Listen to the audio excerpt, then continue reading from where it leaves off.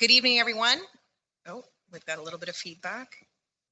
And it could be because I had my computer audio on, so I apologize about that. Good evening, everyone, and welcome to the Halton Catholic District School Board Policy Committee meeting for Tuesday, November 8th, 2022. Please be aware that we are live streaming and that this recording will be available on the board's YouTube channel after tonight's evening. I'd like to call this meeting to order, and we'll start with the land acknowledgement.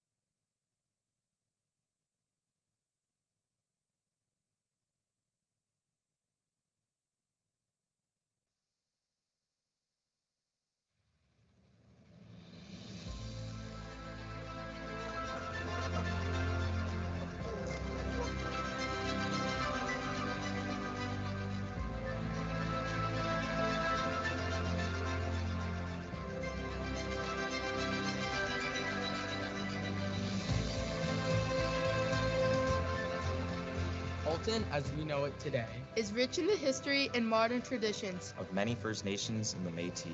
From the lands of the Anishinaabe to the Attawandaron, the Haudenosaunee, and the Métis. These lands surrounding the Great Lakes are steeped in Indigenous history. As we gather today on these treaty lands, our Catholic social teachings call us in solidarity with our Indigenous brothers and sisters to honor and respect the four directions: lands, waters, plants, animals, and ancestors that walked before us. All these wonderful elements of creation exist, gifted to us by our Creator God.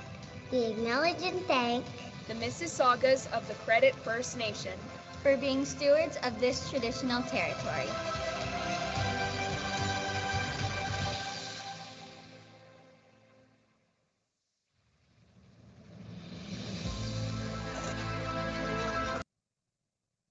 Trustee Carabella, can you please lead us in the opening prayer? Thank you. In the name of the Father, Son, and Holy Spirit, amen. Say the Our Father, Hail Mary, and glory. Our Father, who art in heaven, hallowed be thy name.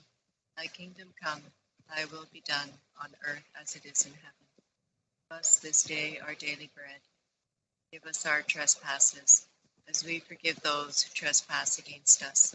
And lead us not into temptation, but deliver us from evil. Grace, the Lord is with thee. Blessed art thou amongst women. Blessed is the fruit of thy womb, Jesus.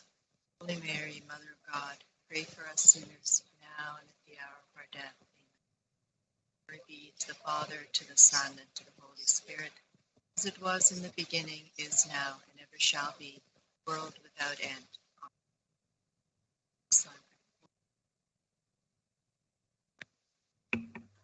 Thank you. Moving on to item number 2, approval of the agenda. Trustees, can I have somebody please move the approval of the agenda? Trustee Carabella, thank you. Moved by Trustee Carabella, seconded by trustee Dewart. Anybody opposed? Seeing none, the agenda is approved. Item number 3, declarations of conflict of interest. Trustees, do we have any declarations of conflict? Seeing none, move on to item number 4, delegations. There were no delegations submitted to policy. Item number 5, approval of the minutes for the October 11th, 2022 policy meeting. Can I have a mover, trustees? O'Brien. Moved by trustee O'Brien, seconded by Trustee Agnew. trustee Agnew. Thank you. Any opposition? Anybody opposed? Seeing none, the minutes are approved as presented. Moving on to action items. Action item 6.1, policy I-24, fraud management. Trustees, can I have somebody move that the policy committee recommend that policy I-24, fraud management, be forwarded to the December 6, 2022 regular board meeting for approval? Moved by trustee Dewart, seconded by Trustee Agnew. trustee Agnew. Thank you. Superintendent Lofts, can you lead us through the policy changes? Yes, good evening, everyone, and through you, Madam Chair. We're pleased to present policy 124, fraud management, for approval. A reference has been added, requirements clarified, and minor housekeeping updates are the suggestions staff is bringing forward tonight. Madam Chair, I'm available to answer any questions trustees may have relating to this policy. Thank you, Superintendent Lofts. Trustees, I'll open the floor. Are there any questions? Seeing none, we'll take it to a recorded vote. Oh, sorry, I didn't see the hand up. Must have just popped. Was that trustee Carabello? Okay, trustee Carabello, you have the floor.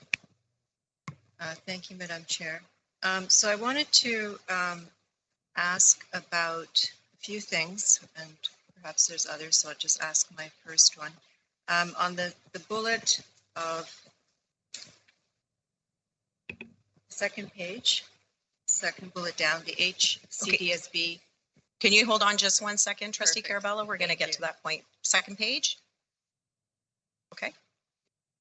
Actually, it's the fourth bullet, that the HCDSB will carry an appropriate insurance policy to protect itself against potential loss. Could I have? Sorry, what, on the second page, bullet 4? Page 3 of 5. Okay, so page 3 of 5. Thank you. So the fourth bullet on page 3. Okay, the HCDSB will carry an appropriate insurance policy to protect itself. Okay. So just like clarity on what insurance we have and how much does it cost and how does it work? Thank you. Thank you for your question. Superintendent Lofts, are you able to answer that question? I can maybe start, but if it's additional information required, then we may have to get back to trustee if it's the will of the board. Through you, Madam Chair, if that's okay, and to trustee Carabella. We do have insurance, as we know. We have it through OSB, which essentially covers pretty much all the boards in the province with the exception of a couple. So there's 72 boards in the province, and the majority of them fall under OSB. And we also utilize the services of OSB to cover us for any insurance needs of the board. We have had different or additional items that we've talked about before that we also added to our policy. So I guess the question is, I'm not sure if it's, I think the question was the exact cost of our policy. Is that the question was? Your question, trustee Carabella, is you're looking for an exact cost? More or less, just an idea. Superintendent Lofts, are you able to provide a ballpark? At this stage, I don't feel comfortable necessarily doing that right now. Given that there are some, it's a little more convoluted than just a cost. In the past, we have received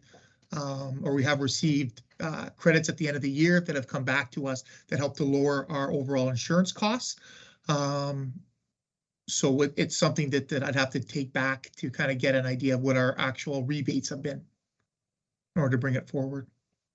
Thank you. Is that something you can undertake to provide information on as soon as you're able? I can do that, yes. Is that okay, trustee Carabella? Okay. Do you have a follow-up question? Okay, go ahead. Thank you. So not a follow-up question to this. Thank you very much for the answer. So I'm referring now to page 4 of 5, the second bullet. It talks about the chair of the audit committee shall inform the Board of Trustees of any alleged or suspected fraud of a material amount at the in-camera session of the next scheduled board meeting. So I'd like to speak about the amount of the material amount. So when would we be notified if a fraud is at 5,000, 10,000, or what is the material amount? And I wondered if we should that policy. Yeah, it doesn't clarify in the policy what the material amount would be. One thing to remember is the material amount could also be theoretically reputational, right? We could have a reputational risk as well, which could also impact this as well. So it's not so much the materiality, but there could be some reputational risk involved. I think what our auditors use as material, I don't think would be relevant in this situation. So each situation would have to, or sorry, in a fraudulent situation, we would have to examine it on an individual case-by-case basis as to determine whether there is a materiality threshold or not. Follow-up question, Trustee Carabella? I guess I would follow up with a question that should we have a certain amount put into our policy? A material amount. I understand there's other risks, as you say, yeah, but we also have some criteria in an amount so that we everyone knows what to do. So just to clarify, Superintendent Lofts, when material amount, that could mean any dollar amount. It's not saying a minimum or a maximum. It just says a material amount. That's correct, yes. So the way it reads, Trustee Carabella, currently is any material amount. So there's no minimum or maximum to that, the way it reads. So I have a follow-up question. You get clarification? For clarification, then are you saying that any amount we will receive a report in camera? It says, the way it reads is suspected fraud of a material amount. So if there's a fraud that has an amount to it, that it'll be reported in camera. A material amount, sorry, Madam Chair, a material amount in camera. So there's no minimum, or the way I read it.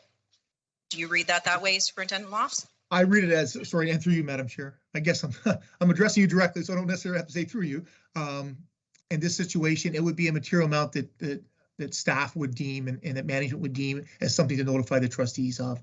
It would be an amount that it wouldn't necessarily be, like, theoretically a pen could be a material amount because there's a dollar amount fixed to it. I don't think we'd be bringing every kind of situation like that to the Board of Trustees. It would have to be a known amount, a large sum amount, not necessarily the 2% or so that our auditors consider materiality threshold, but much lower number than that.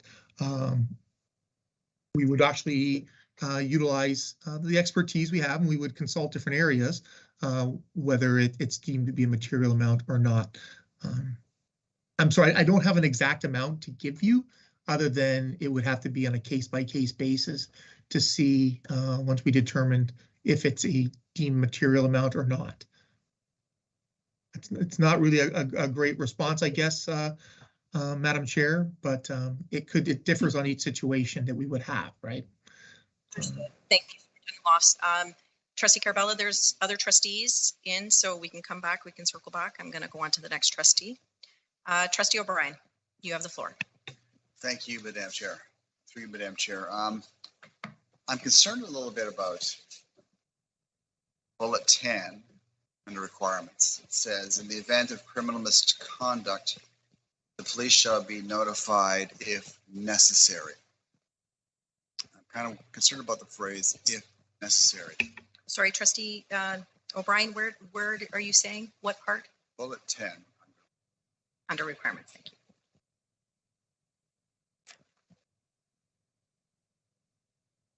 So what is your concern? Well, since fraud is a criminal offense, and I'm wondering if the police shouldn't be notified anyway, not if necessary. I'm not sure who can answer this question. I saw so much. Right. Sure. As Superintendent Loss had mentioned that there could be reputational fraud. So if it's not against the criminal code or doesn't break the criminal code, you can't call the police. Okay, just wanted that, Madam Chair. Well, it says, the bullet says, in the event of criminal misconduct. So if there is criminal misconduct, I feel that the phrase "if necessary" should be taken out. And I hear what my esteemed colleague is saying, that if there is not criminal misconduct, in the case of reputational fraud, yes. But if there is criminal misconduct, I believe the police should be notified myself. And the phrase "if necessary" seems to not be needed in this policy. That's my point.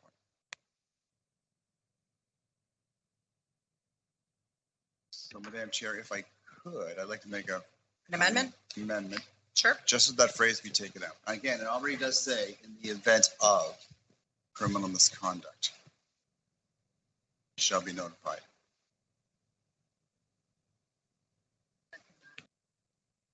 Sorry, hold on a second. Sorry, Trustee O'Brien, can you repeat what you want to add in there? I move that the two words "if necessary" be taken out. Be removed? Okay. Do we have a seconder? Trustee Carabella. Do we want to have a discussion on this? Yeah. Okay. So we'll start a new list for questions. Trustee DeRosa, do you have a question specifically regarding this proposed change? No, that was on the previous comment on the issue of materiality, Madam Chair. So we'll come back to you then, Trustee DeRosa. I'll keep you in the queue to go back to that other piece, okay? No problem. You, Trustee O'Hearn-Chernota, do you have a question in regards to this? I sure do. Yep. Go ahead. Yep. Thank you. Through you, Madam Chair, to Superintendent Lofts. Those two words, "if necessary," that Trustee O'Brien is referring to, the intent originally, could you speak to the reason why those two words would be put in there after the police shall be notified? Through you, Madam Chair.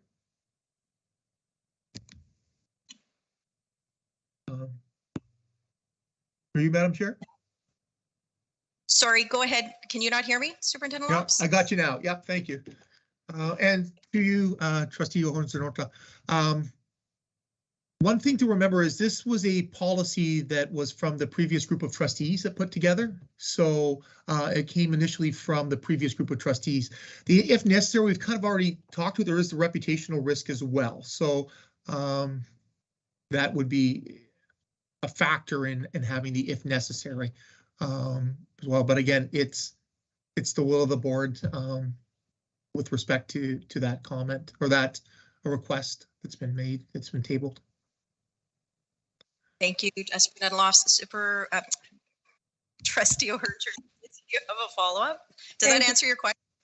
It does. And I think, the first preceding couple of words, "in the event of criminal misconduct."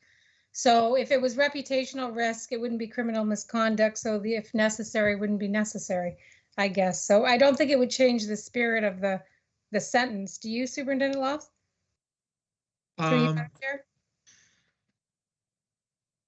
Would it change the spirit? It would just, I guess, and again, I can't think of a situation off the top of my head right now where it might be the other way. And I'm trying to necessarily think of that. So I think it might be just, again, I'm not sure of the original reason why it was put in there.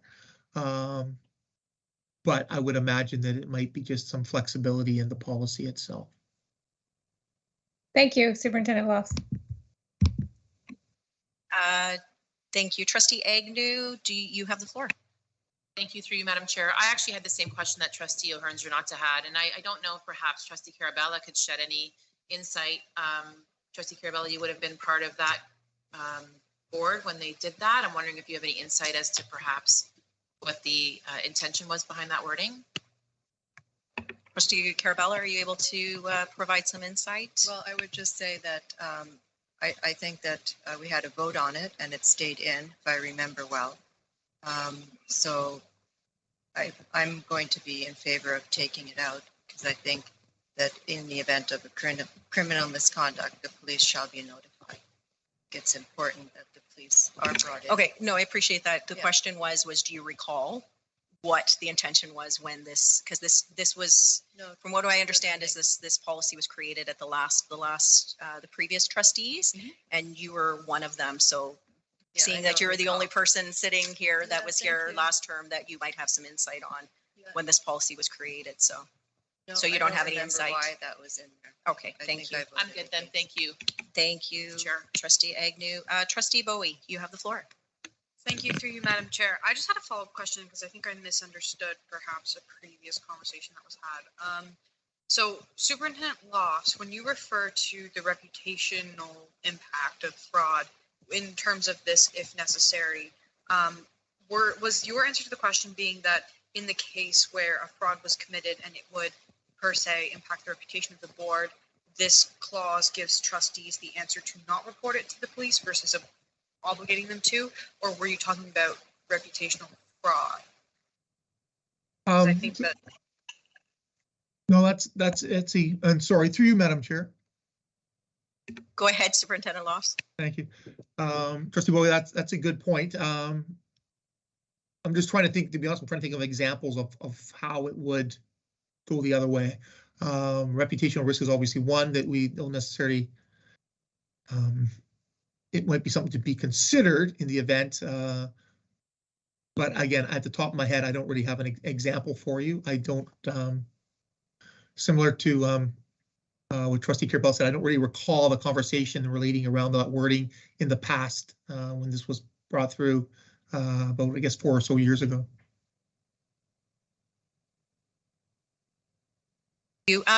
Thanks, Superintendent Lofts. Ms. Swindon, I think she actually has some insight on the creation of this. Go ahead, Ms. Swindon. Thank you. And through you, Madam Chair, I do seem to recall, excuse me, the conversation around this. It was, and maybe we just need to reword this. I think the intent was sometimes the police are already aware of the criminal misconduct. Maybe they've brought it to our attention. And so we do not need to notify them. It's not necessary because they are aware. So that is my recollection of how this clause came to be, and maybe it's just rewording it. Thank you, Ms. Swindon. Okay, so we can go around the table, seeing there's no more questions on this, to see if we have a consensus on this. I'll go around and ask Trustee Murphy. As with Ms. Swindon's explanation, I think Thank you. Trustee Agnew? I would agree, given the explanation that was provided. Thank you. Trustee Duart? I'd like to keep that in. Thank you. Trustee Chua? I feel Trustee Kuzma? I agree. Keep it in. Trustee Bowie? keeping it in. Thank you. Trustee Carabella? I would be opposed. I think it should come out. Want to clarify. Thank you. Trustee O'Hearn Chernota? And based on Ms. Swindon's explanation, it should stay in, I think. To point of clarification, Madam Chair. So you're checking out if this is the consensus. Well, it's still a recorded vote, so it could be a consensus or a recorded vote. I'm recording it, so one way or another, it still works the same way. I just So wanted to make a closing statement because it was an amendment. you want a closing statement? Yeah. We've never done that in policy. Well, I thought we were following Robert's rules. Okay, if you'd like to do a closing statement, we didn't do an opening statement either, if we want to go technically, right? You didn't do an opening statement, but would That you is like true. to close? I don't think it's going to change the vote, but I know. I want to just, okay. I wanted to say the way the sentence is worded, if you look at it, it says in the event of criminal misconduct. There's no mention of reputational fraud there at all. There's no mention of the police already being known. But if we know that there is a criminal misconduct, the police shall be notified if necessary. I feel that the word "if necessary" gives us wiggle room, whereas if you look at our other policies, like other criminal charges like assault, sexual abuse, we immediately make the phone call. So I wonder why we're making a difference with fraud. since it is a crime. That's all, Madam Chair. That's all I wanted to say. Thank you, Trustee O'Brien. I'll go back through the list. Trustee Murphy, is your vote changed? My vote doesn't change, but a friendly suggestion would be then the phrase would be in the event of criminal misconduct and the police are not aware, the police should be notified. I would like that. I could live with that. Okay, so thank you, Ms. Swindon.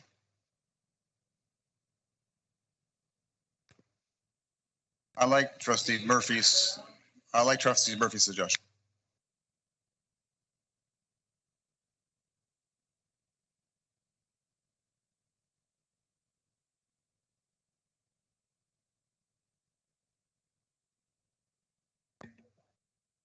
Ms. Swindon, did you hear that? I don't think you. No, heard there that. was no sound.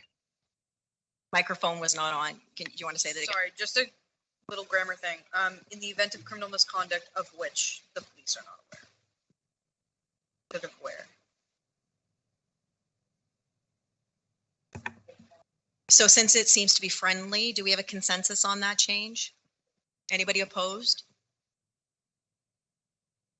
Seeing nobody's opposed, we'll move forward with that language. Moving back to Trustee DeRosa. Trustee DeRosa, you have the floor.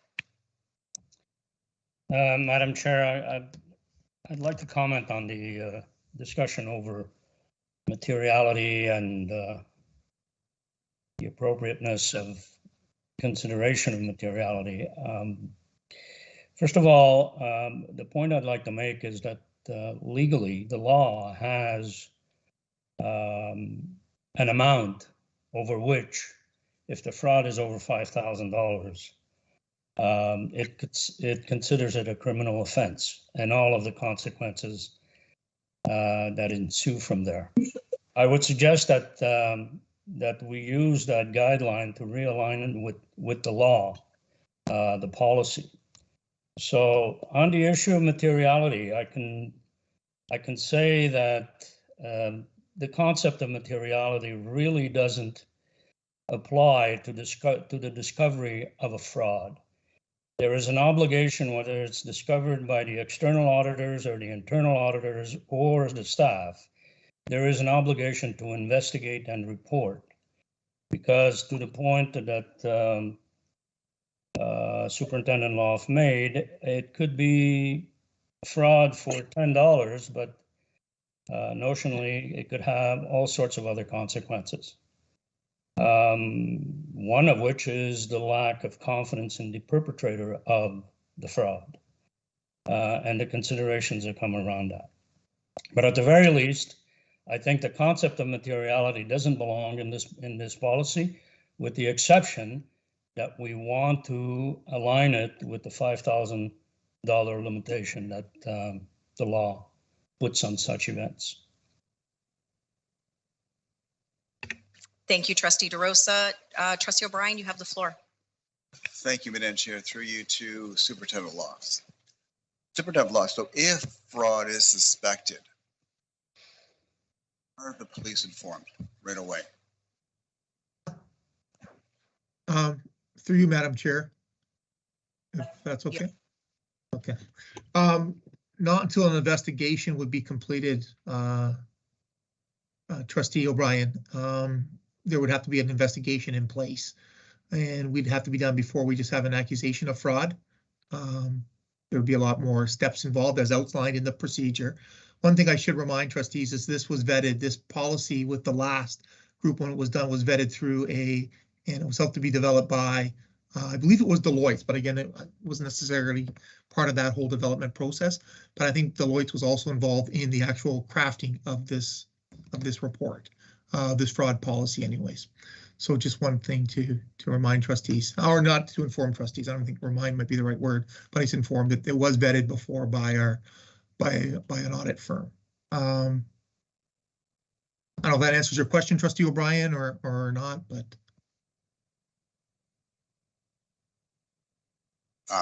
Did anyone? Oh, okay, I wasn't sure if you heard me after. I wasn't sure if I was being heard, so sorry. So if the investigation happens and fraud is found to have occurred, then are the police informed? We would bring it back to board.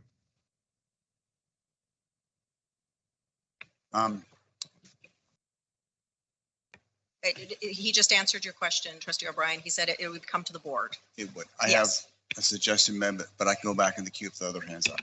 Go ahead, there is, but go ahead because it's part of your follow-up, so. Thank you, Madam Chair. I'm looking through the policy, and the only time I see the police are mentioned is in that bullet 10.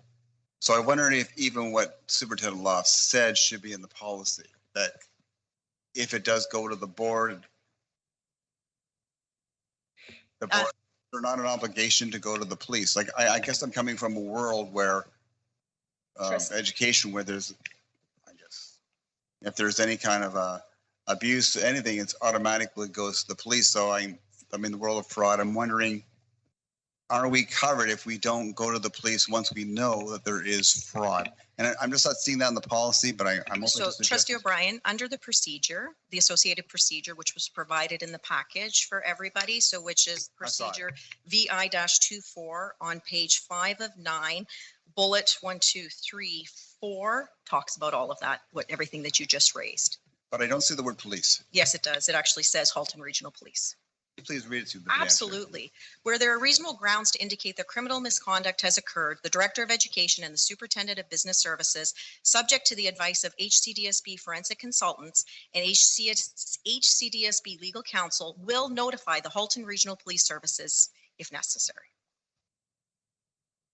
Necessary It's again. procedurally, well, again, we don't touch I know. procedure. So I'm wondering- it's in here, and we know that policy is overarching. So you asked and said Halton Regional Police isn't in here. Police isn't here. So I would urge you to that. Thank you, please. Madam Chair, for pointing that out. Can I just make one suggestion that we include that in the policy as well? Just so that they match. It's just a suggestion. I'd like to put that It can be, forward. we can absolutely put it forward for a consensus, but at this point, we're now taking procedure and putting it into policy, which we don't normally do. So as a board, the overarching piece we know is policy, not procedure. So if there's a consensus to add it, I will put it out to the trustees, but it has to be by consensus. Okay. So that being said, trustees, do we have a consensus? Maybe I'll go around for a record. Trustee O'Brien, you want it added into the policy. Trustee Carabella? I'm just at a point of order because if trustee, He's not made an emotion. He's asked for well, maybe he consensus. can because you're Then- doing this. Then he absolutely can, Okay, Trustee Carabella, okay, but he so- didn't. He okay. asked, and Is I it- said I would go through consensus. Okay, So are you in favor of adding it in? Yes. We're going by consensus. Aye. Thank you. Trustee Murphy, oh, sorry, Trustee Bowie. So used to you not being here. Sorry. Opposed. Thank you, Trustee Murphy. Opposed. Trustee Ag, Opposed. Trustee Kuzma, Opposed. Trustee Chua, Opposed. Trustee Duart, Opposed. Trustee O'Hearn Janota, Opposed. Trustee DeRosa. In favor. Okay, so that is, it's 4-4, so it fails. So we'll move on to the next question. Trustee Carabella, you have the floor. I do, but I have a point of order. If you are going to, does this get recorded in the minutes? Because you basically did a recorded vote for consensus. Would you like it as a recorded vote, Trustee Carabella? Because I it's think not it's it's not a motion. Well, So we're okay, following procedurally. It's not a motion. okay, He it's not asked a for a motion. consensus. I went around and did a consensus. There's no consensus. Okay? So you have the floor. Do you have a follow-up question, Trustee Carabella? I have the floor, so I have a question. So my question is, I'd like to make an amendment to add an amount of $5,000 in that second bullet on page 4 of 5, so that it reads, the chair of the audit committee shall inform the board of trustees of any alleged or suspected fraud of a material amount of $5,000 or more at the in-camera session of the next scheduled board meeting. Do you have a seconder? I'll second that. Seconded by Trustee O'Brien. I'm assuming you want to, would you like to open, Trustee Carabella? Go ahead. Thank you, Madam Chair. I would like to echo what Trustee DeRosa mentioned as well, how it's to align ourselves with the law. This is I think it's important that we have an amount that we as trustees know what to expect, and also as the senior staff will know what to expect. You just need a benchmark, and I think our policy will be stronger with it, and that we will do more due diligence in our fraud management. So I think this will benefit our board. Thank you, Trustee Carabella. Trustees, do we have any? Okay, we do have some questions. So Trustee DeRosa, is it on this piece? Because we have, I know you had your hand up for No, prior. it's not on that piece. It's on the issue of definition more than anything else between the policy and the procedure. Trustee, I'll But put you in. I'm happy to ask the question later. Okay. Thank you, and through you, Madam Chair. So respecting that we're trying to look at tightening the language around here for what is best for the board. None of us are criminal lawyers. None of us are police officers. None of us are familiar with that aspect of the law. So if we are going to start putting wording in there that that we believe is reflective of what the criminal code says, then I would actually like to see that go to legal and be vetted by someone who actually can give the appropriate language for that. Because again, none of us are experts in the criminal code or in anything as it pertains to that. And so if we're going to start implementing things that we believe are in line with the criminal code, I'd like to have a verification that is in fact appropriate. Thanks, Trustee Agnew. Are you suggesting, is that you're making an amendment to refer to? Yeah, if that's the way, if it's the will of the trustees to have language like that put in, I would just highly suggest that if that's the terminology we're using, to say that it is reflective of what the law says. You know, we're not lawyers. I don't think we can specify what the law says. I can look it up like anybody else. But I do believe that we should have a legal opinion on that matter, or legal at least vet that language. So moved by Trustee Agnew. Do we have a seconder? Trustee O'Brien. Do you want to open, Trustee Agnew? I mean, I think I said it. I really just said it there. If we had a lawyer at this table who practiced from criminal law, or we had a member of the HRPS here, I'd say let's get their opinion, but we don't. And so again, if we're going to use the justification that this is law or this is legal information, then I think we should have that verified. Thank you, Trustee Agnew. So moved by Trustee Agnew, seconded by Trustee O'Brien. Trustee Murphy, do you have comments about this, or? Yes, it's very problematic. So death by 1,000 cuts. You can steal $4,999 and sail through. Right? Fraud is fraud. The material nature in superintendent lofts. This is an accountant's nightmare. This type of thing. I'm sure can speak to it. I've worked in businesses where people have embezzled small amounts of money and they do it for a specific reason. Fall under the radar of the $5,000 threshold, which is considered a major crime. So it's problematic. There needs to be flexibility in the nature of the fraud. For example, you steal stationery, that is fraud. The reaction should fit the crime. Putting an amount that allows that it's saying it's okay to steal several thousands of dollars from the board is a problem. Or saying that it will not be investigated or come forward. So this is problematic, and I would vote against it. Thanks, Trustee Murphy. Trustee Bowie. Yeah, so I have something to say on this, which I was going to say before the referring it to legal comment. I have a proposed amendment to the amendment, but I'll just speak to it first. It's my understanding that under the current wording of the policy, it's any material amount, as Trustee Murphy said, that would be referred by the director and superintendent to the committee.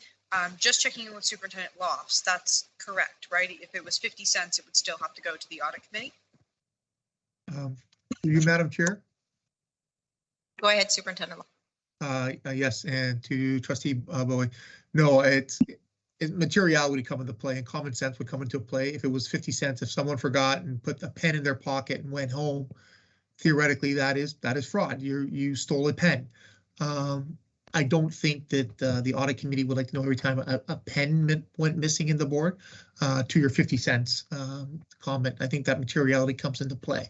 But to what Trustee Murphy mentioned, a computer could be fraud. If you have a couple computers, that could be fraud. And if they're not returned on time, that could be deemed fraud.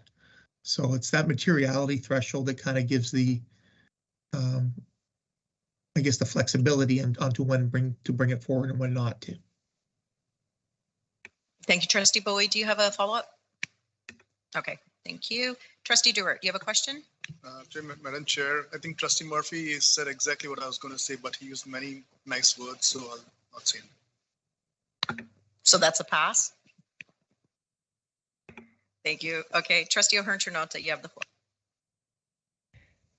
Thank you, and through you, Madam Chair, I think we're in the weeds here. I think that this bullet point is talking about informing the chair of the audit committee, and by putting an amount down there, I totally agree that the chair of the audit committee should be informed of any fraud with common sense, as Superintendent Lofts indicated. So I think putting that amount in there is completely problematic and is not the meaning of this bullet point. It's to inform us of any activities that are going on that are allegedly not what we want. So I disagree. O'Hearn-Ternota, Trustee Carabelli. Thank you, Madam Chair. Putting $5,000 there as a number, I am in no way implying that just taking $4,999 is okay. Sorry, Trustee Carabella, are you closing for your, because we're going to deal with it. If you have a question, because that's, we're dealing with the lawyer piece right now. With the lawyer piece. Okay. Yeah. Trustee DeRosa, are you still in line for the previous? I haven't lowered your hand, so just want to make sure. Did you have a question? No, I'm in line. I now want to comment on the discussion that's currently happening On legal? on the issue of the $5,000. Okay, so we're at this point, we're looking at referring this to legal. I understand. The problem, Madam Chair, is the word materiality. And in some direct or indirect way, we're trying to define what the materiality means. In this particular case, $5,000, because it aligns with a legal amount that is considered by the police and by the court as being a major fraud, anything over $5,000. But what we're really talking about here is the use of materiality. I think if we remove the word material, I think that would be.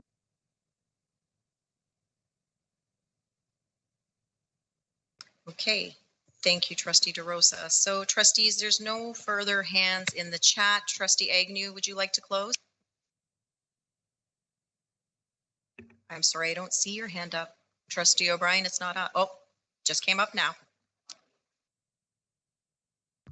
Okay, you have the floor. Thank you, Madam Chair. I'd like to echo what Trustee Agnew said. I think going to legal will not hurt at all. I think we can only benefit from that. And to get a legal opinion, I mean, we're dealing with fraud, and even to get an opinion on something as simple as that on the amount would only help this policy. So I would definitely support that amendment to go to legal. Thank you. Thank you. Trustee Agnew, did you want to close? No, I'm good. Okay, seeing as it's a motion and we want to make sure it's in the minutes, we'll take this to a recorded vote. Trustee Agnew. In favor. Trustee Carabella. In favor. Trustee Murphy. Opposed. Trustee O'Hearn-Ternota. Opposed. Brian. In favor. Trustee Duarte. Trustee DeRosa. I'm in favor. Trustee Chua. In favor. Trustee Kuzma. Opposed. Trustee Bowie. Opposed. Did I get everybody?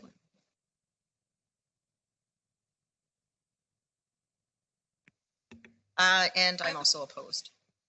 So reverting back to the original motion. Madam Chair, can we just give a tally? Absolutely. It's 5 opposed, 4 in favor.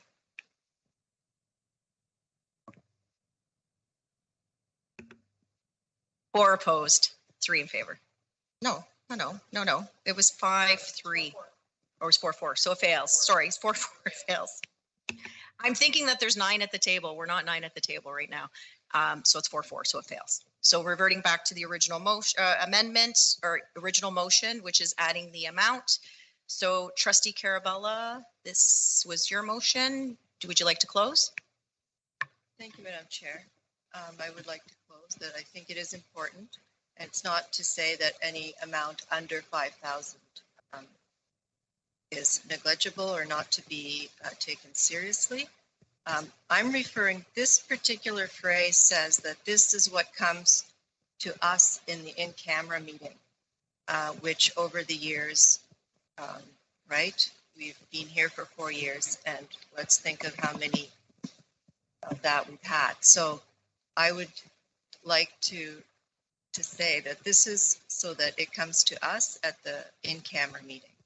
Other things happen, and following this policy and procedure, but it's good that we have a certain amount in there that we know that we will get a report. And I think it's important for this policy. Make it better. Thank you, Trustee Carabella. Trustee O'Brien, how do you vote? In favor. Trustee Ahern-Ternota? Oppose. Trustee Chua? Opposed. Trustee Bowie? Opposed. Trustee Kuzma? Oppose. Trustee Murphy? Opposed. Trustee Duart? Opposed. Trustee DeRosa?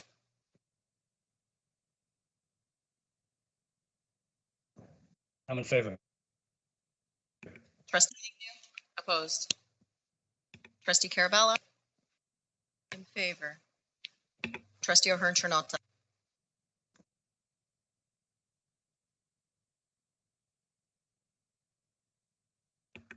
Trustee Ahern-Ternota? Oh, I thought I already voted opposed. Okay. Didn't mark it. I apologize. Okay. That's- So the, Could be me. It's probably me. No problem. moving on, trustees, do we have any other questions?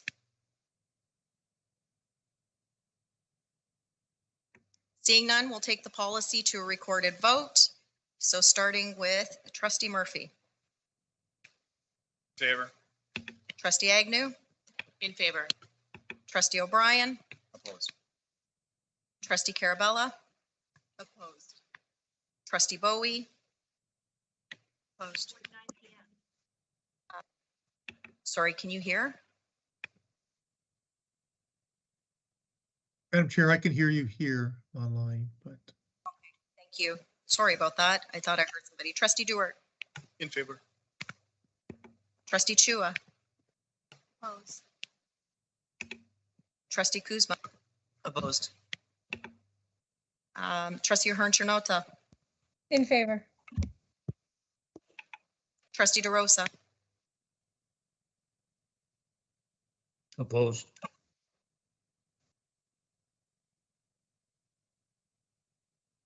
And I'm also in favor.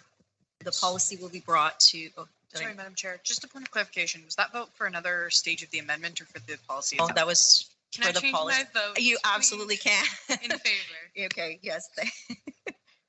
Okay, done. Okay, thank you, trustees. So the policy I-1-24 will be presented at the next board meeting. Moving on to policy I-33. Classroom observations by external third-party professionals. Trustees, can I have somebody please move that the policy committee recommend that policy I-33 classroom observations by external third-party professionals be forwarded to the December 6, 2022 regular board meeting for approval? Duart. Moved by Trustee Duart, seconded by Agnew. Trustee Agnew, thank you. Superintendent Ballo, you have the floor. Thank you. Through you, Madam Chair. The purpose of this report is to provide for the consideration of the Policy Committee revisions to Policy I-33 classroom observations by external third-party professionals as recommended by staff. The policy I-33 has been reviewed as part of the regular policy review cycle, as well as the accompanying procedures. The policy was examined by staff, including our chiefs of service, and shared with the Special Education Advisory Committee, SEAC, members for feedback at the SEAC meeting that took place on September the 26th. The proposed policy changes include minor revisions and updates, and I'm happy to answer any questions that the trustees may have. Thank you, Superintendent Ballo. Trustees, I'll open the floor. Do we have any questions?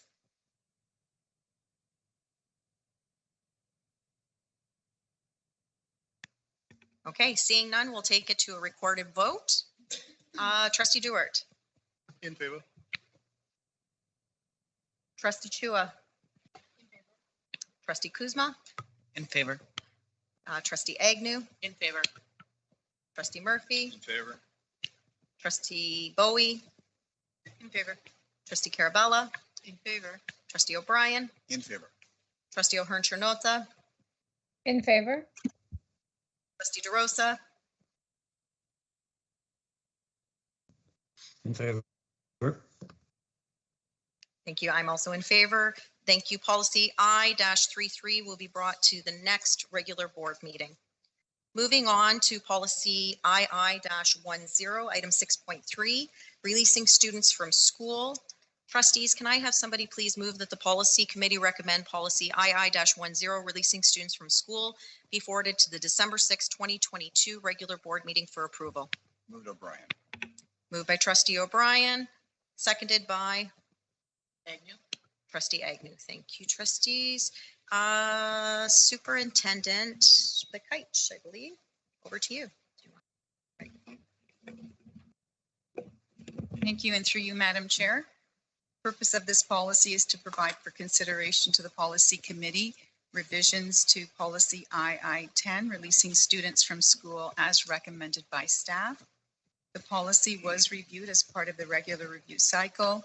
The requirement section has been updated with current and clarifying language, and minor housekeeping changes have been made throughout. The revised policy II-10, releasing students from school, is attached for review and consideration by the policy committee, and happy to take any questions that trustees may have. Thank you, Superintendent Bakaich. I'll open the floor, trustees. Trustee O'Brien, you have the floor. Thank you, through you, Madam Chair, to Superintendent Bakaich. Superintendent Bakaich, when a parent or guardian signs out a student, do they need to give a reason? And through you, Madam Chair, typically, Trustee O'Brien, they do, and there is a variety of reasons that they can sign out their student, and they can do that through school office or through school messenger. Follow-up question? Please, Madam Chair. To Superintendent Bakaich, it does say, in bullet 3, it says, when a principal believes that a student, parent, guardian is making unjustifiable use of the privilege of being excused from school. So how would a principal determine that? What would they, just kind of give me an idea of what they would base that on? Thank you, and through you, Madam Chair. So there are two situations, Trustee O'Brien. Typically, an unjustifiable use of the privilege could be something like a habitual absence that hasn't been verified, or there's no explanation. It could also fall under students at a certain age. If they're 18 and over, they provide their own excuse for absence. And again, it would depend on the circumstance and the principal. If, when in doubt, the principal will investigate the situation and to verify that the student is being withdrawn from school for a verified reason. Just to further clarify that, Trustee O'Brien, that specific point is in reference to when students are 18 and older and have the ability to sign themselves out. That's not a parent requesting to sign a child out. But it does say guardian. But it says no student under the age shall be released to any person. Okay, so where the principal believes that a student, parent, guardian is making unjustifiable use of the privilege, the principal shall notify the student, parent, guardian where appropriate, and if necessary, the school superintendent. So I think the real intent for that is really those that are 18 have the signing authority to sign themselves out. Knowing that, then, would a parent ever be questioned on that? Thank you. And through you, Unjustifiably taking the student in. I'm just curious, that's all. Trustee O'Brien, probably if there was no reasonable reason for the principal to consider that that student should be absent. And I think that it's important to note for this policy is that the school, so the principal, needs to be sure that the student is absent for a specific reason. It doesn't happen very often, but definitely the provision is there to ensure that the student is where they're supposed to be, and that parent has provided consent if they are 18 and under or are still under their guardianship. I'm knowing belaboring this, Madam Chair, but You are, but that's okay, Trustee O'Brien. Until you feel My last comfortable, meeting, so I'm gonna we will go on. belabor away. So in the event of a principal really thinking a parent was unjustifiably doing this, they could draw it to the attention of somebody. I think, and I'll pass it on to Superintendent Bukaj, but I think there's also, this doesn't just go on its own. This goes in conjunction with if there is any cause to believe that the child is at harm, right? So that would be part of it, but maybe Superintendent Bukaj. But maybe, Superintendent, if you could just respond, thanks.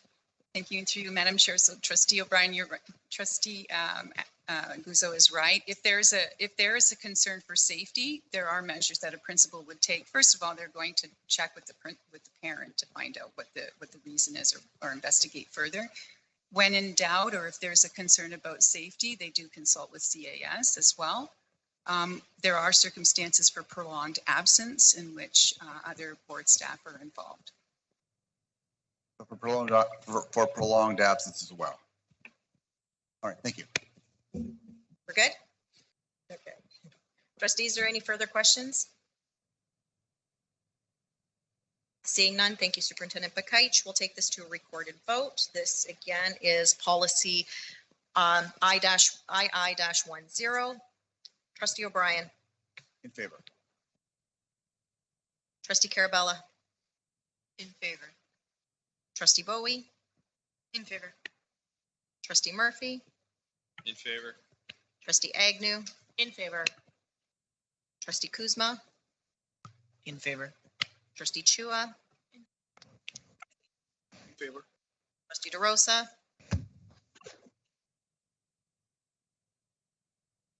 Trustee favor. DeRosa. Trustee O'Hearn Chanota. In favor. In favor, Madam Chair. There must be a delay, Trustee DeRosa, thank you. I'm also in favor, so the policy will be brought forward to the next regular board meeting. Moving on to item 6.4, policy II-19, educational field trips. Trustees, can I have someone please move that the policy committee recommends that policy II-19, educational field trips, be forwarded to the December 6, 2022 regular board meeting for approval? Trustee Agnew. Moved by Trustee Agnew, seconded by I'll second it. O'Hearn Chanota. Thank you, trustees. And just of note, this was a discussion item at the last policy meeting. It has since been reviewed at CPIC and at SEAC, and I will and with senior staff, and I will now hand this over to Superintendent Bukaj. Thank you. And through Madam Chair, as noted by Trustee Guzzo, we have reviewed II-19 educational field trips as part of the cycle, and also as part of the discussion item that came forward at our last policy meeting. The policy was examined by staff. The application and scope has been updated. A reference was added, and you'll note it under references as the Ontario Human Rights Code. And an addition was made to the principles. The requirements have been updated to include specific language, which is inclusive of all students. As noted, the policy was shared at CPIC meeting on October 17th and was reviewed also at SEAC on October 20th. The revised policy II-19 educational field trips is attached for your review and consideration. I'm happy to answer any questions. Thank you, Superintendent Bakaich. Trustees, I'll open the floor for any questions. Trustee O'Brien. Thank you, through Madam Chair. Not a question, a comment. I want to, a lot of the changes of this policy, the inclusion part, I think is fantastic. I've become more and more aware of the need for inclusion, and I think not only will this be good for our students, but it will also force venues to be more accessible to groups that are not from our school board. So I applaud it, and I really hope the other trustees go for the change as well. Thank you, Madam Chair. Thank you, Trustee O'Brien. Trustee Murphy, you have the floor. Thank you. One of the questions I had was in the requirements, the addition is for all students to participate. So having been at a recent track and field event, what struck me was what is the understanding of participation from the student, from the parent, from the CERTs, from school admin, and from my eyes, limited as they are, it's problematic. So I think we're probably evolving to an understanding, but when we are looking at an event, how do we determine what that participation element is for all students? Does that make sense? Is that? Thank you, Trustee Murphy. So this is not going to be a single superintendent answer. I think No, it's anyway, probably, just to shed light, because no, because for I sure. struggle with it. Right? Absolutely. So we'll start with Superintendent Bakaich, and I'm sure we'll probably go into curriculum. We'll probably go into spec ed and the director, I'm assuming at some point as well, and whoever else we can throw in the mix. But we'll start with Superintendent Bakaich. Thank you, and through you, Madam Chair, and thanks for the question, Trustee Murphy. I can start, and then I probably will throw it to one of my colleagues. Accommodations should be developed with a view to maximizing a student's integration and full participation, and achieving that integration requires barrier-free and inclusive designs, as we mentioned before in our previous conversations. And again, the individual accommodations should be provided for that student to participate as fully as they can. I will throw it to Superintendent Ballo, who is much more expert in this area. But it's a very valid question, and much of the consideration and review that we've been talking about further.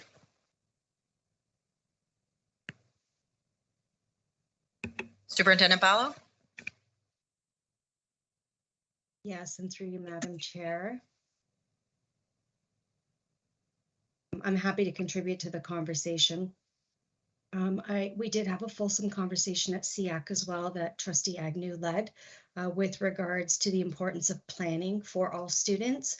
I think what's come out of our recent discussions is that we need to be planning in advance of booking these sites. So we do seriously need to take into consideration what the individual needs are of all students. As Superintendent Bakaich said, they need to be barrier-free.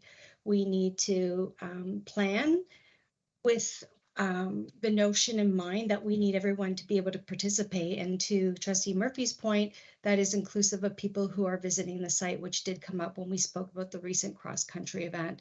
So it's really important that we communicate with parents in advance of booking a site. I think that's the easiest way to sort of look at our planning process. And I know that our department is working with our curriculum department as well. And I'm happy to pass it along to Superintendent Kroll as well, to talk about some of the planning that's already taken place with members from my staff and members from his staff in looking at how can we provide an environment where all students can participate. That's really what this policy is about, is removing barriers and having those conversations. And in advance of booking our sites, we really need to be clear as to whether or not it's a barrier-free environment, and if we are in fact going to be able to include every student, because if we can't, then that's something that we obviously need to take a look at. Superintendent Ballo. Superintendent Kroll, the baton has been passed to you. Thanks. And through you, Madam Chair. Yeah, I would agree. There's been lots of conversation and collaboration between special ed and curriculum services, as there always is when we plan these large scale events. Based on some of the feedback we got from the most recent cross-country event, I think we'll be a little bit more,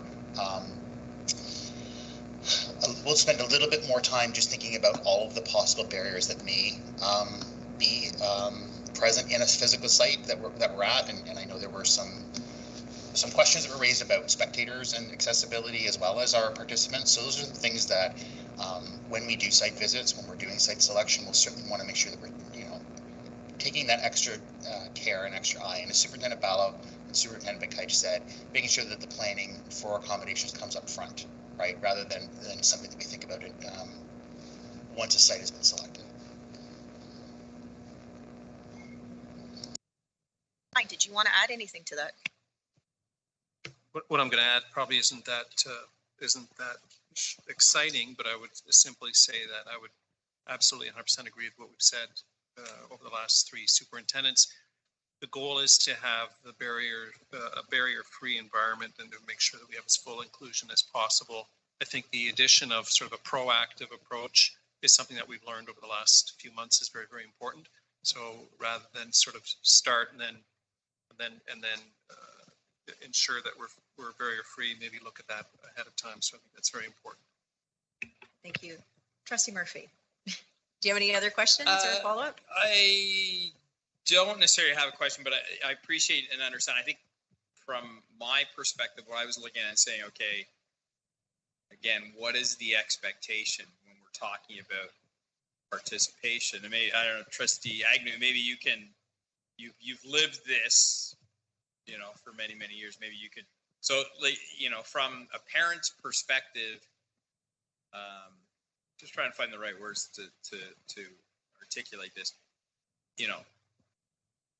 depending on their expectation of and the limits of the event,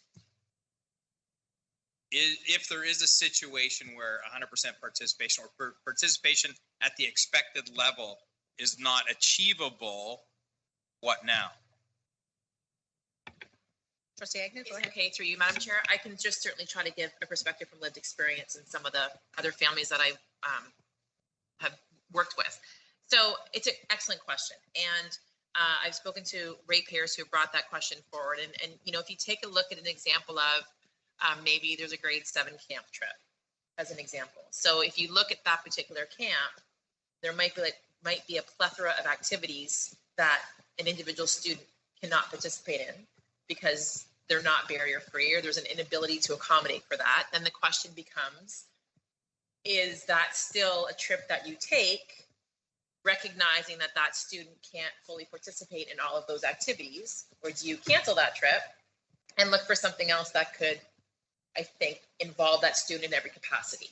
And that's a fine line to try to balance. And I think the question for that, honestly, is going to come down to the discussion between the family, the student, the principal, and what the expectations of that trip are. Because what does fully participating mean, right? So again, another example is, maybe there's a ski trip to, up in Milton. So there's probably some element that you could incorporate all students into, but there may be particular elements of that trip that that student can't fully participate in.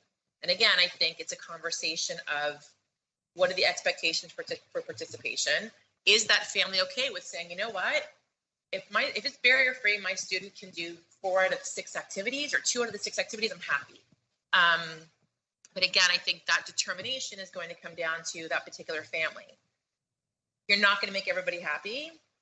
And I will say from experience that we've had conversations in the elementary panel to start having discussions around removing the grade 7, grade 8 trip that was to a camp and shifting to the thought process of perhaps having that in Ottawa or somewhere else where we know that you have an accessible venue. Is there people that are going to be upset because they were hoping their child was going to go to a grade 7 trip at Muskoka Woods? Maybe. But I think that we have to take a look at what's best for the greater good. And if you can have a memorable event for grade 7 or grade 8 that can involve all students, then I think that's the goal of what you want to go for. So I think the intention is always full participation, but that may not be what actually is going to happen. But I think those expectations have to be discussed, like I said, with the family. And at the end of the day, the decision is going to fall to staff and the family to decide, I guess, what the best route forward is. Because it is tricky. It can be problematic. What does that mean? Is it nobody gets to go because one can't go? Like that's, and I'm saying it because you don't have to, but that's the question. And my answer would be yes. If one can't go, nobody should go. Well, yeah, and more so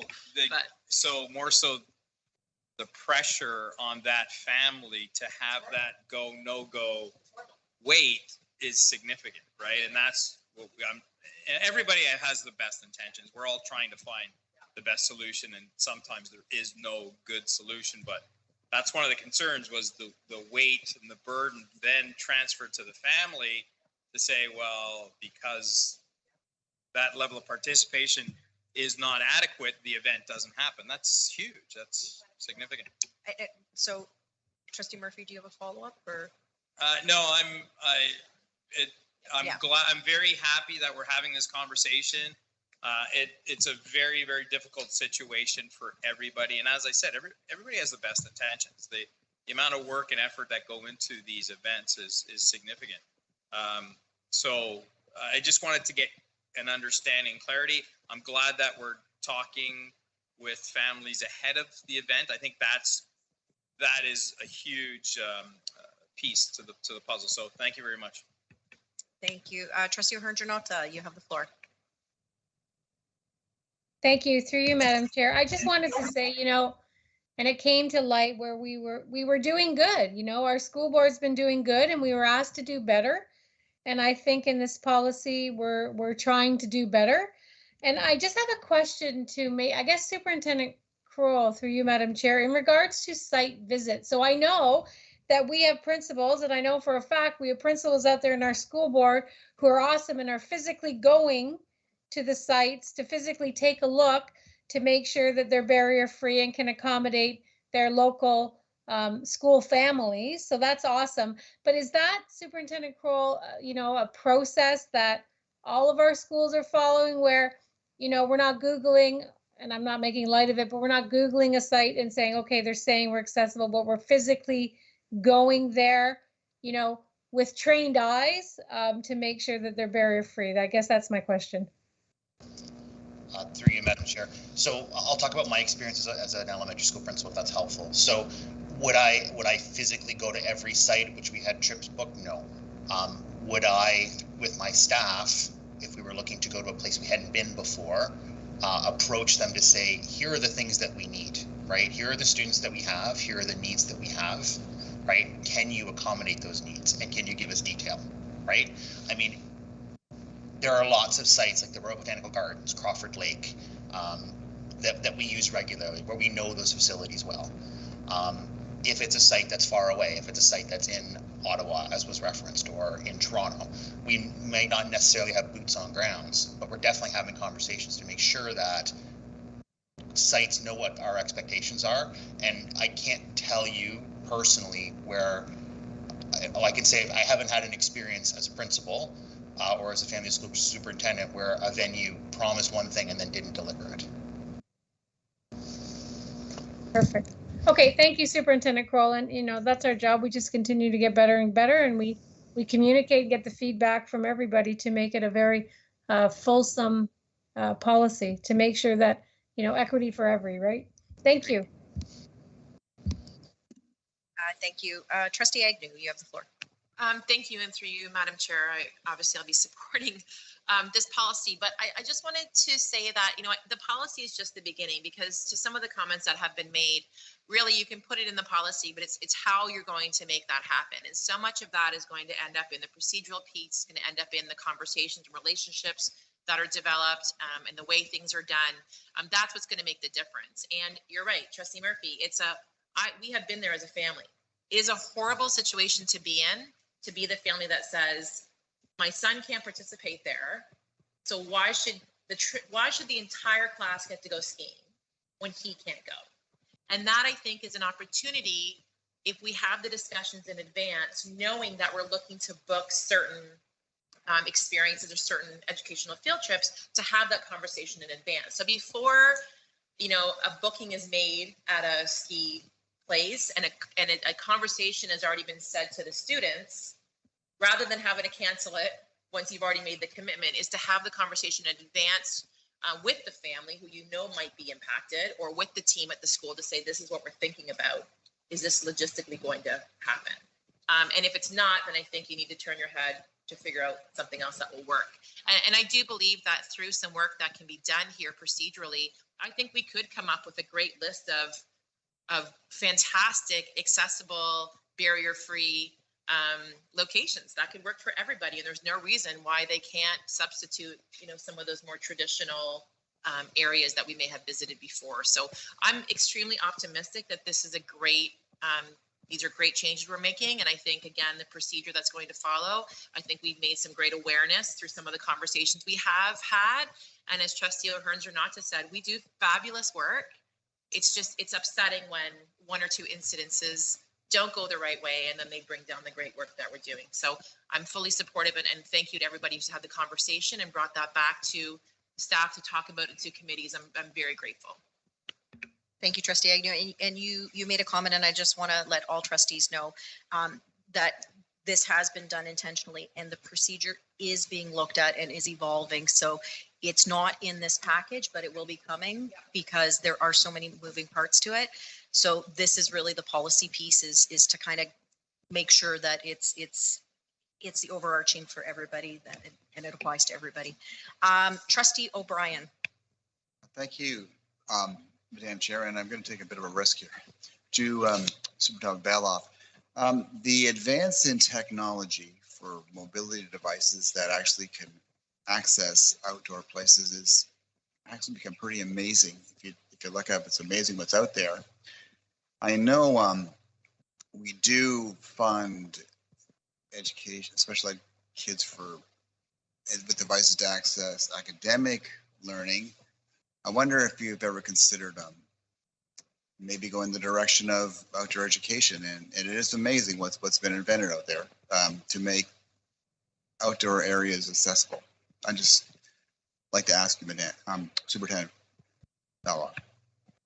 Sorry, Trustee O'Brien, just so I understand, because you kind of went in a couple of directions. So you're looking to see if our playgrounds. I know there are devices out there that can get kids into the woods, and even kids with high needs. I mean, right. You can check it out yourself. So yeah. So okay. So if that's the case, I don't think that's not something that we can talk about here, because that would be the individuals. There are huge costs that are associated with those devices. I still like to ask Superintendent. Okay, so clarify your question then. Like to know if we've ever looked into funding kids for devices that will get them to outdoor places. Maybe she can talk. I don't know that she can, but we'll ask her.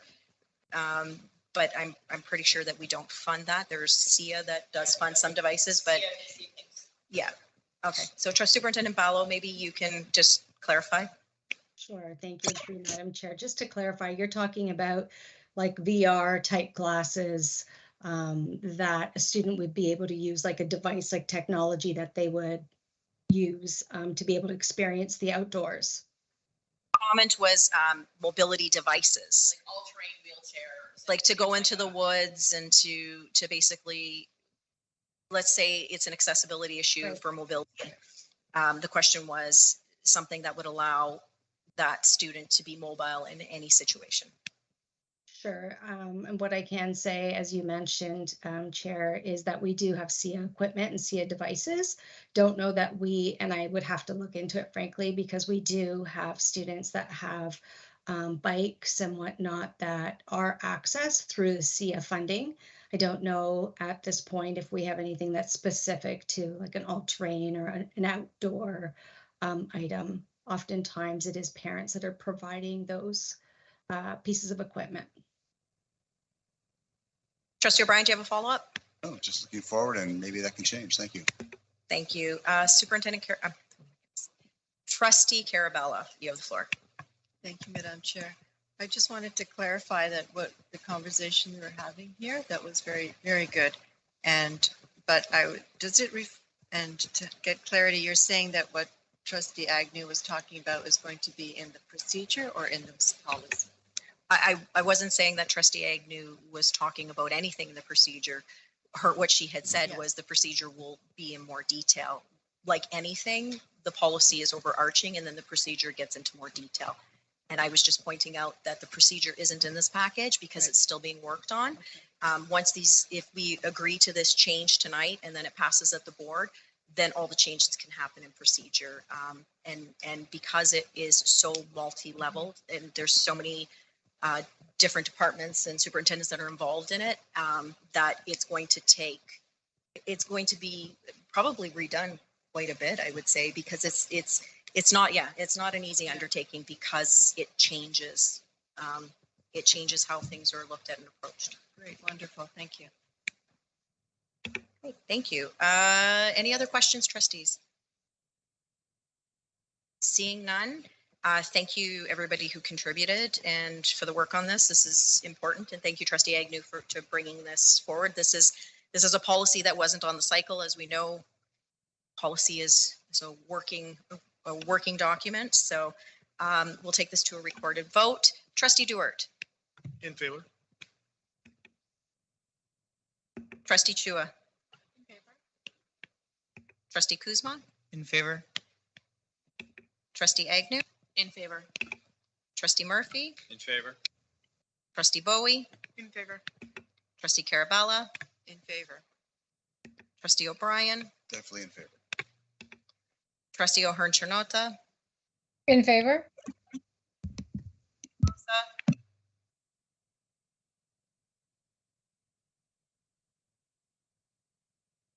Madam Chair, were you addressing me?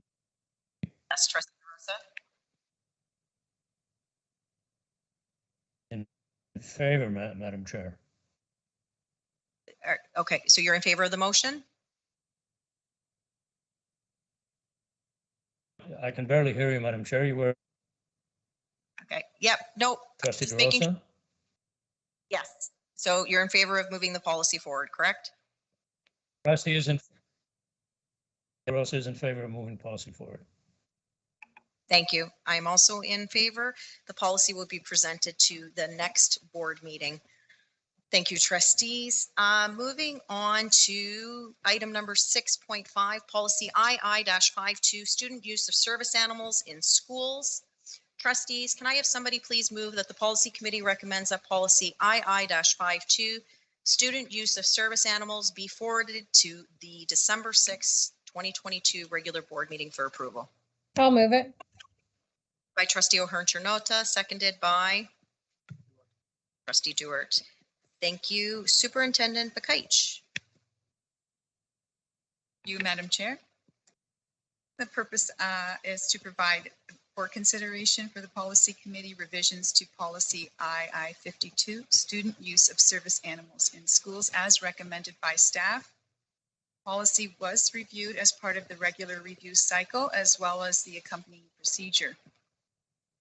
The policy has been reviewed by staff in school services and special education and was shared with the Special Education Advisory Committee, SEAC, members for feedback at the SEAC meeting that took place on October 20th, 2022.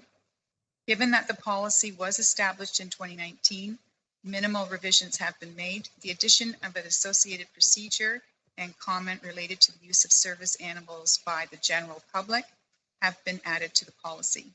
In addition, references have been added to the policy and the first requirement has been deleted as it has been met. Happy to take any questions. Thank you, Superintendent Bakaich. And just to reiterate what Superintendent Bakaich said, the first bullet that was completely struck out is no longer relevant. So trustees, I'll open up the floor. Do we have any questions?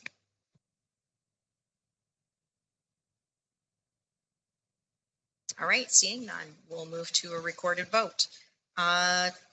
Trustee Agnew. In favor. Trustee Chua. Trustee Kuzma. In favor. Trustee Duart. In favor. Trustee DeRosa. In favor. Trustee O'Hearn-Chernota. In favor. Trustee O'Brien. In favor. Trustee Carabella. In favor. Trustee Bowie. In favor. Trustee Murphy. In favor. I am also in favor. Thank you. The policy will be moved to the December 6th regular board meeting. Now, trustees, moving on to item 7, discussion items. There were no discussion items.